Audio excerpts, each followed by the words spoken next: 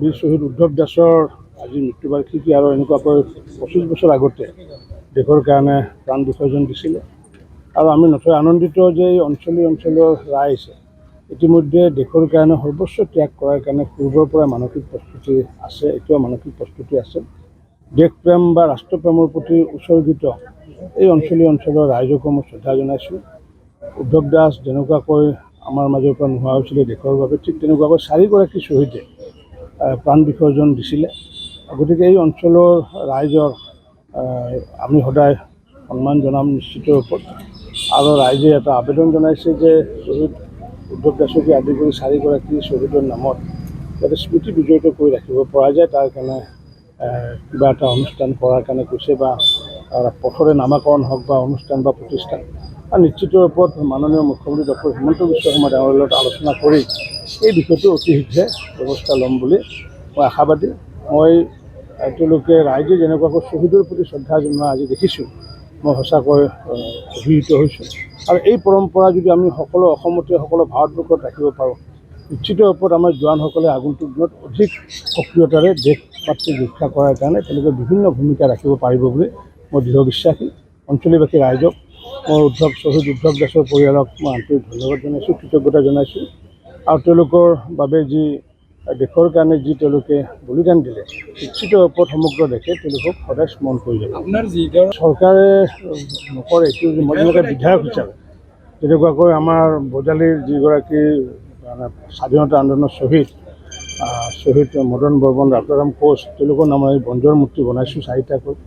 অসম আন্দোলনৰ শ্বহীদসকলৰ কাৰণে আমি মূৰ্তি বনাইছোঁ, 7টা মূৰ্তি বনাইছোঁ।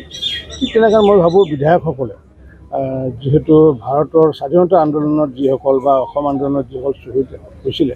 বেছি পইচা তাত ব্যয় নহয়, কাৰণ বিধায়কৰ পুঁজিৰ পৰা অতি সহজে বনাব পাৰি, কাৰণ বঞ্জৰ মূৰ্তি এটা বনালে 5 লাখকৈ পৰে। গতিকে যিসকল শ্বহীদ তেওঁলোকৰ নামত তেওঁলোকে যদি 5 লাখ টকা খৰচ কৰে, নিশ্চিত ৰূপত এটা স্মৃতি দুৰ্গমীয়া হয়। আৰু তেনেকুৱাকৈ অঞ্চলতে হওক বা মই প্ৰমোদ বড়ো ডাঙৰীয়াকো জনাম, বিটিআৰৰ মুখ্য কাৰ্যবাহী, যে অন্ততঃ শ্বহীদ ইয়াতে ভালেকেইজন শ্বহীদ আছে আমাৰ বাক্সা জিলাত বা বিটিআৰত, তেওঁলোকৰ নামত যাতে এটা প্ৰতিমূৰ্তি যাতে নিৰ্মাণ কৰিব পৰা যায়, তাৰ কাৰণে মই আমাৰ বিটিআৰৰ চিফ প্ৰমোদ বড়ো ডাঙৰীয়াকো আহ্বান জনাম। আৰু স্বাস্থ্য বিভাগৰে হওক বা গড়কাপ্তানি বিভাগৰ বাট পথ বা অনুষ্ঠান নামাকৰণ কৰাৰ ক্ষেত্ৰত মাননীয় মুখ্যমন্ত্ৰী ডক্টৰ হিমন্ত বিশ্ব শৰ্মা ডাঙৰীয়াৰ লগত মই নলবাৰীত যি কেবিনেট হ'ব, সেই কেবিনেটতে 26 তাৰিখে আলোচনা কৰিম। ল'ৰাটো মোৰ বিৰাট সাহসীয়া আছিল, আগ্ৰহমুখী, চাকৰিত গ'ল, তাতে আগত যায় ভয় নকৰে, আকৌ বিচাৰত কৰে আগত এনেকৈ পাণ আঙুঠি দিলে সকলোৱে তাতে আহি আজিৰ দিনত তাতে মৰাৰ 24 দিনত ৰাতি আজি ইয়াতে সকলো ৰাইজে আহি আগভাগ লৈ আমিও লৈছোঁ, আহি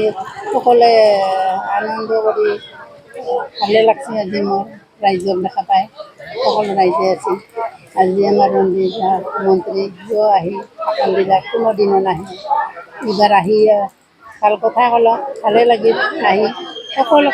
ৰাইজকে আজি মোৰ ভালে লাগছে, সকলোৰে ভাল লাগছে। সেয়ে মোৰ আনন্দ ক'ব লগা ল'ৰাটোত ওকে কি ক'ম আৰু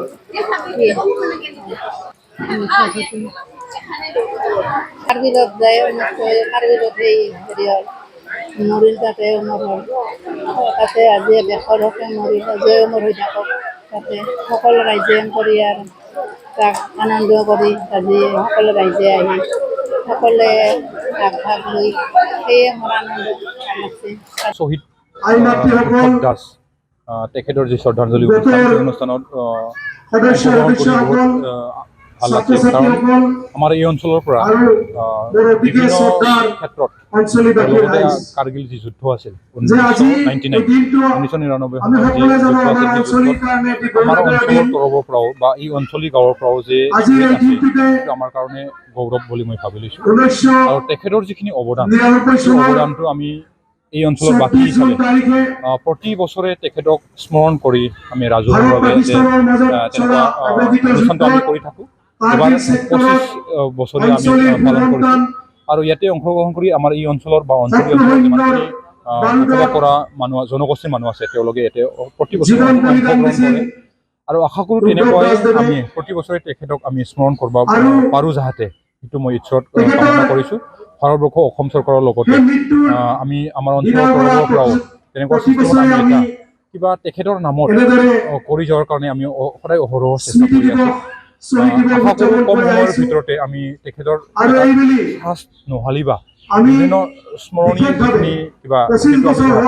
ৰাইজৰ লগত কথা পাতি বা এই অঞ্চলৰ পৰা কথা পাতি চৰকাৰৰ তৰফৰ পৰা কিবা কৰিব পাৰোঁ নেকি বা তেখেতৰ নামক লৈ কিবা এটা আমি কৰিব পাৰোঁ নেকি সেইটো আমি অহৰহ চেষ্টা কৰিম